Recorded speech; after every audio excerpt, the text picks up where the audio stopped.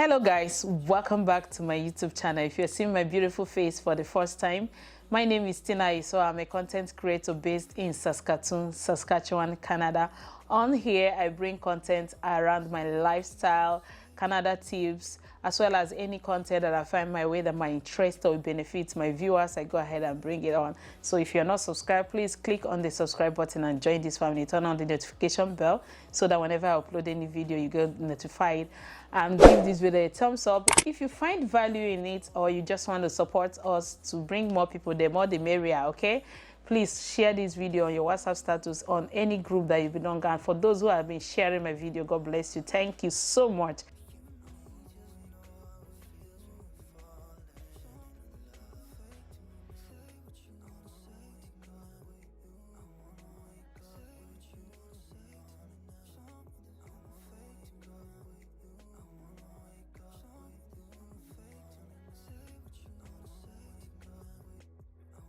So today we'll be talking about how to become a caregiver or a health support worker in Canada. Okay, I'm based in Saskatchewan, like I said.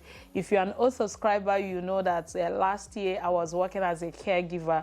So I'm going to be sharing my own personal experience and as well be very honest with you to more like remind you or let you know what the requirements are, okay?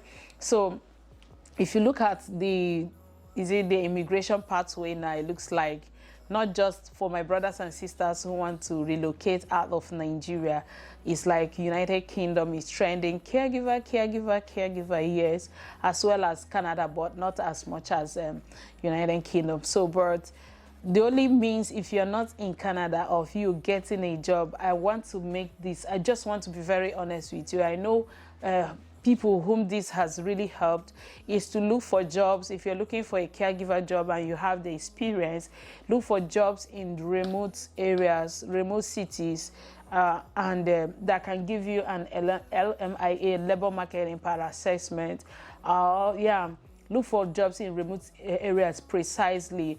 You can look for in the city, but more of the remote areas will be easier for you to get jobs like that. So we're going to be talking about the educational qualifications as well as other tips that I might have here and there to share with you guys. So like I said earlier, please do me well by sharing. Should we start with the educational qualifications? Yes. Okay, for me, if you know my story or you have been following this YouTube channel from the year 2020, of course, you know that I have been a healthcare provider, healthcare worker for over 10-15 years of my life. So I have diverse experience when it comes to providing care.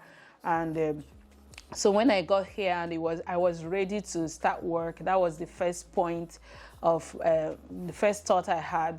And as God may have it, I applied to job. I had 3 interviews in 1 week and I got the 3 jobs. So what did I do differently? What did I have? Aside, of course, I'm not going to tell you to get masters in public health just like I have prior to applying for a caregiver job. No, there are basic requirements, even if you don't have those ones that are in the healthcare system precisely, like personal support worker certificate. I would suggest that at least you have hands-on training. Yeah, there are places you could volunteer and different things that you could do, even if you're in Canada, to be able to secure a job. But there are basic certificates or qualifications that they will need in order to in order for you to be hireable, something like that. So the first thing I would say is first aid. Like where I'm coming from, with my experience, it's not required of me to provide first aid. But in Canada, sometimes I get comments that, I've watched your video, you mentioned first aid. Should I get it in my home country prior to coming here? Even if you're coming as a student, did I mention this? This is one of the jobs that are equally common for students to get. You can work nights while you school daytime and, depending on your availability. So I would suggest you do not do any of these courses in your home country. But if you have the experience, if there are certificates you already have, come with them. But don't do any one because you want to use it to get a job in Canada. It might not really help, okay? Like even if you have first aid, CPR, AED. That's you have that certificate in your home country. If you come here, there might be a requirement for you to do with the ones here. If you're already in Canada, then you should consider if this is a pathway or a career that you really want to go with, or even if it's a transitional job for you, there is no harm having it as a transitional job. As long as you have all the requires to do it, I would say get your CPR certificate or first aid, AED. Here in Canada, you can check out ambulance, St. John's Ambulance, precisely. That's where I got mine, and it could be valid, it's valid for 3 years, okay? So you can now go for another training to have that done again. Another certificate that might be required in most places is food safety certification. So food safety is not like, as a caregiver, most times you are expected, like I think I did mention that if you're coming as a caregiver, don't expect that you're going to be sitting down looking at that person, not doing any other thing. Some caregiver job might require you to equally sit and watch that person, but some might require you, mostly if you're working night, depending on the kind of place you're working, you might be required to prepare food, cook, like seriously, you might be required to cook. So the food safety certification is more like teaching you how to handle food, how the temperature to serve food, and when to discard food, all those food handling techniques and things that you really need to know about it. So, and some of these courses, aside St. John's Ambulance First Aid, CPR, some of them can be done online, and it could be very affordable, like between $50 to $40, $50, $80 thereabouts. You can do it online depending on the province you are at, if you're already in Canada or province you're going to. So the food safety certificate is a necessity. It's not compulsory, but it's a necessity. And sometimes even if you don't have it, they will advise that you get it before the first month of you being hired in the company. Then the next job will be, the next certification will be WHMIS. They call it WHMIS here in Saskatchewan. It's more like, I think the full meaning of, okay, WHMIS 15. I think from what I studied then last year, this policy or this rule was made in 2015. So it's for Saskatchewan based. I don't know, find out the one that is relevant or required in the province where you are at. It's Workplace Hazardous Materials Information System. So it's more like letting you know when there are emergencies, how you should be able to react, if there are chemicals, your workplace, how to manage the materials, the equipment, the fire alarm system, first aid, how generally what you are expected to do if you're working in a place and there is a required, or there is an alarm, or there is something happened, what should you do, either to yourself or to your colleague, is very, very necessary. I enjoyed the fact that I did that program, and it didn't cost much, even though the company paid for it, but later on I realized that it could be as cheap as $40. So that certificate is required. Then if you see, if depending on your experience, if you are doing something close to healthcare prior to coming here or while you're here.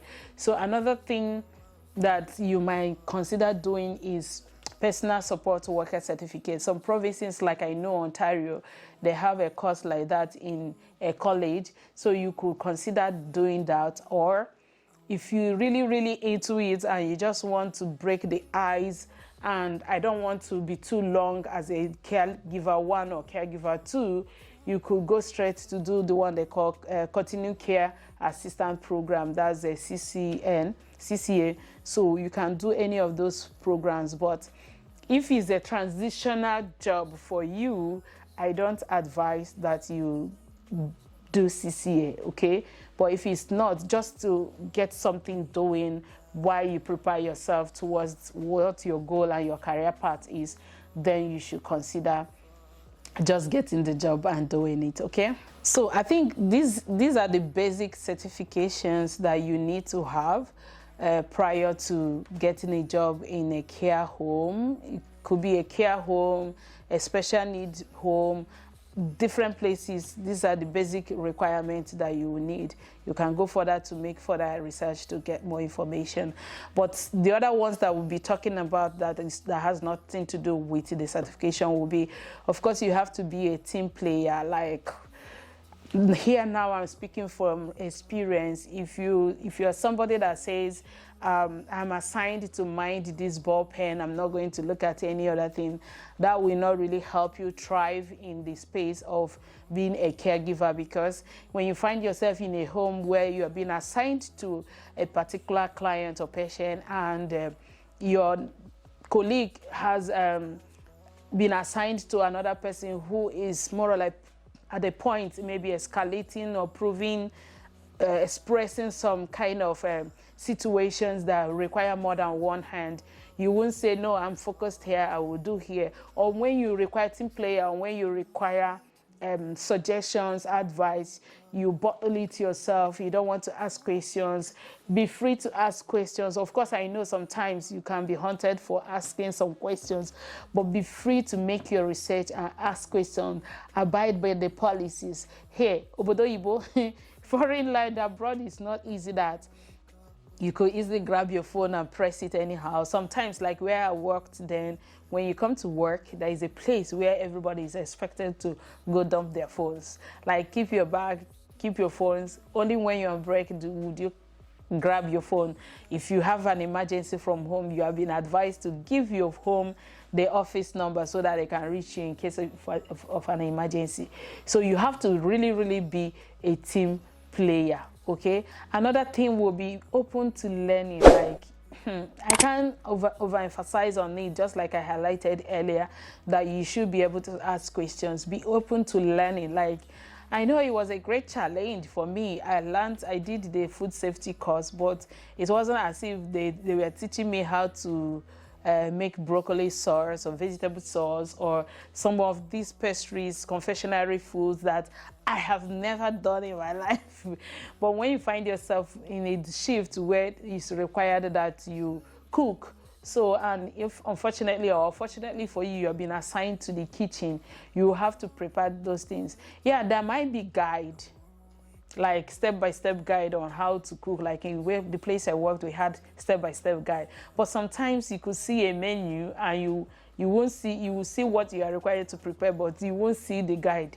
And what do? So in that kind of situations, it's either you work with people open to learning, or if you have been assigned to a different job and you are done, you see someone doing something that you don't know, be open to learning it, because you don't know when you will be assigned to that particular job to do. So that's be open to learning. Then the next one, which is the most vital part of being a caregiver. Of course, I had recently a story of some people being deported out of UK due to, I don't know the story, but I heard that they did some things that they were not supposed to do.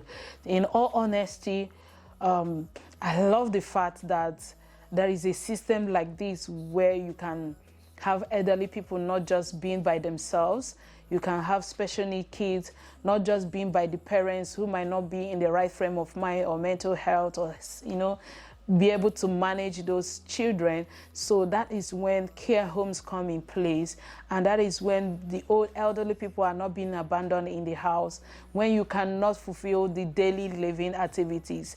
Yes, when you cannot do all those chores that are required of you, and the finance is there, or if luckily as an elderly person you have that insurance in place, it can cover you, taking you in a care home where they will provide all those necessary things.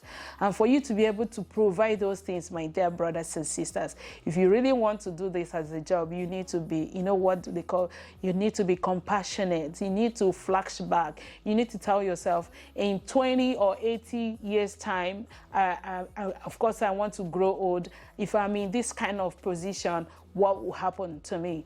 Would I be able to care for myself? Will I need people's help to be able to survive? Then if you know how you would want to be treated, then that is how you are supposed to treat these people. Or you are a mother, you are a father, or even if you are a young person, you are not married. What if you have a child that is a special need, probably have some behavioral issues? What are you going to do? Are you going to throw them away? Are you going, just place yourself in that kind of position, especially as much as you don't want to be there. But what if you find yourself in that position? How would you want to be treated? How would you want your child to be treated? The empathy has to be here. Oh my God, I wish I could say this. You need to, it's the easiest job to get in abroad. And of course, it's the easiest job to be fired as well, because most times they have cameras everywhere monitoring you, checking your audio, what you're saying and all that. But you really need to voluntarily within yourself tell yourself that, hey, I want to do this. You need to be compassionate. You need to have that empathy. You need to, of course, you are not going to be emotionally attached to crying right before your client, or that side of emotion is not what, but you have to be emotional to be able to say, this person needs my help and I am here. Aside the fact that I'm being paid to do it, I need to do it. Sometimes some of them could be suffering from dementia. They know you today, you laugh with them today, tomorrow they don't know you. You need to show them that love. Even when you think they're escalating, you don't need to bring of course, you have to be mentally ready. You have to be mentally ready in order to work in places like this. I think even me, I thought that when you mention care home here, it's like hospital. It's not hospital. Of course, there are care assistants in hospitals and all that. But you need to know that some of them are in their private homes. You can be assigned to go to their private homes to bathe them, clean them up, wash their clothes, feed them, do some of those domestic things, those things that we have helps in the house in our home country, in our house helps do for us. These are the things you're doing and bearing the name a caregiver. You are providing care to those families or those people who are in need, and you need to be really, really down to earth, knowing that, hey, if they have their option, if they have the chance to provide them by themselves, I don't think anybody would want to, hey, you undress me and clean me up. So just put yourself mentally ready, psychologically ready, physically. Of course, you have to be physically alert in order to provide that. You need to be the mental side is very, very important. That yes, I am paid to do this and I have to do it and do it well, not to do it with grudges. So while you're expressing the strong empathy, you need to equally be compassionate. Just, of course, if you have compassion on someone, I don't think you would want to in any means hurt them. You want to be friendly in a way that you provide services to them. Sometimes they don't know what they're doing. They don't know what they're saying. Okay? You are here to provide help to someone and the person, hey, where are you coming from? Get it off, out of my face. You this, you that. You won't say, because at that point in time, you don't know their mental state, because they're saying that you decide to go physical or you decide to leave your job because of that. You need to be compassionate in order to provide the care. And forget about the certifications. Once you have that compassion, that empathy, I think, and be open to learning, be open to imagining yourself, put yourself in their position. Once you can have all these basics within you, of course, if you're lucky to be hired, even without the certificates, I think you will do well in the job, not just because of the money, but you will do well, you will find joy. Same as working with a special need home, like children, you need to be compassionate, you need to sit down and ask yourself one question. If I were a mother, would I be happy to have a child that is a special need? Or if these kids were to choose, would they be comfortable choosing this situation where they found themselves? And if you know that the answer is no, then you have every right and blessings to take care of them. So this is how to get a caregiver job, health care support job, health assistant job. I don't know whatever you call it. They have different names, okay? in Canada and any other place here in abroad in developed countries. And if you have questions, feel free to put it down in the comment section. If you find value in this video, please share it with your friends and loved ones, even if it's on your WhatsApp status. And if you are not subscribed to this channel, please consider clicking on the red subscribe button and join this amazing family. Turn on the notification bell so that whenever I upload a new video, you get notified, and give this video a thumbs up. I know it's not red, but just subscribe. Thank you, and I will see you all. If there are other content you would want me to film, please feel free to tell me in the comment section, and I will do that for you guys. Thank you so much. Bye. See you next time.